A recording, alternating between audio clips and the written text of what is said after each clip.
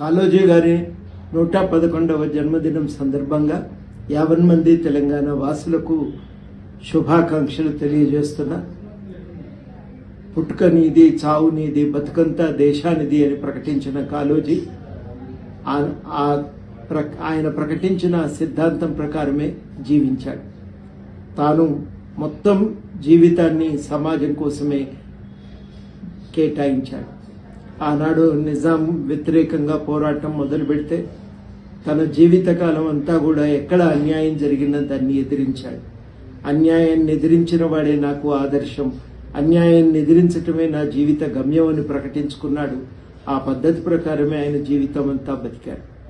ఆయన బీజాపూర్ జిల్లాలో జన్మించిన వరంగల్ మడికొండలో స్థిర నివాసం వారి తండ్రి ఏర్పాటు చేసుకున్నాడు.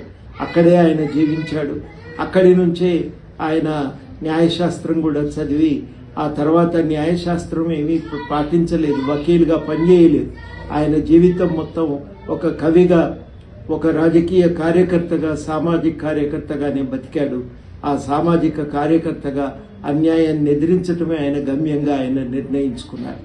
ఆయన చెప్పింది ఒకటే, తెలంగాణ రాష్ట్ర సాధన కోసం కూడా చివరిదాకా పోరాడాడు. తెలంగాణ పరాయి వాళ్ళు ద్రోహం చేస్తే మనం సరిహద్దు పొలిమేరల దాకా తరిమేద్దాం, ప్రాంతం వాడి ద్రోహం చేస్తే ఇక్కడే ఆయన పాత్ర పెడదామని చెప్పిన కవిత చాలా ప్రాచుర్యాన్ని పొందింది తెలంగాణలో.